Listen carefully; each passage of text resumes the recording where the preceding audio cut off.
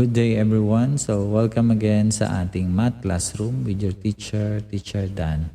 Okay, so for today's video, pag-aaral natin ay tungkol sa volume of triangular prism. Pag sinabi nating volume, that is the space occupied sa ating triangular prism. Gaano ba kadaming space sa loob ng ating triangular prism? So to find the volume ng ating triangular prism, we're going to use the formula V or volume is equal to big letter B, which is your base, okay, base natin times the height.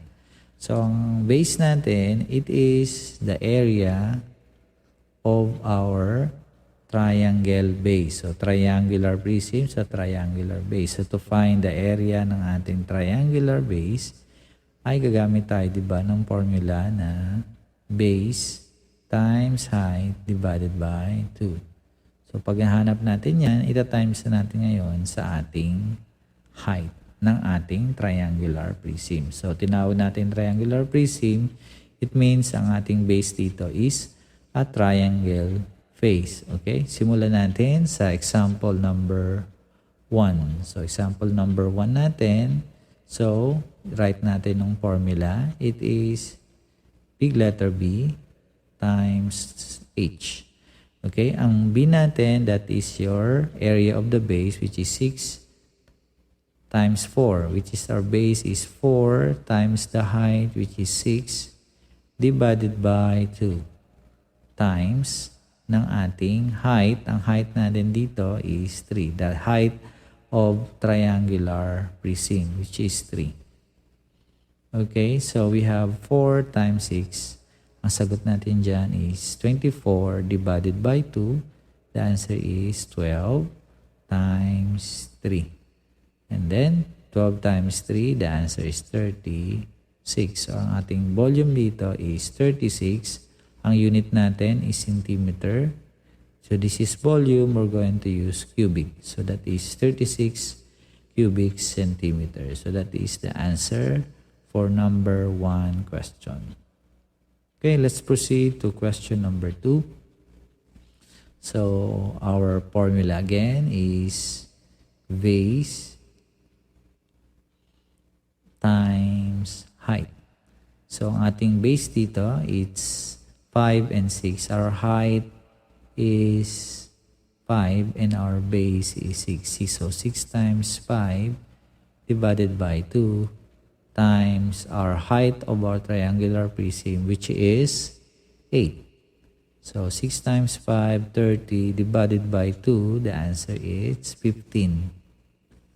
Okay, times 8. So we have 15 times 8, so 8 times 5, that is 40, carry 4. And 8 times 1 plus 4, that is 12. So, our volume here for our question number 2 is 120. Our unit is meter. So, this is volume. We're going to put cubic. So, that is 120 cubic meter. That is the volume for question number 2.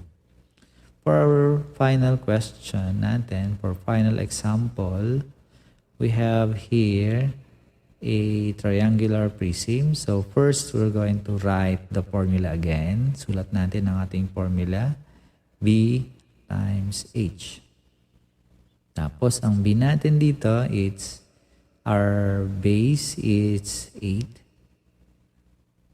times 2, our height divided by 2 times ng ating height ng ating triangular, which is 10.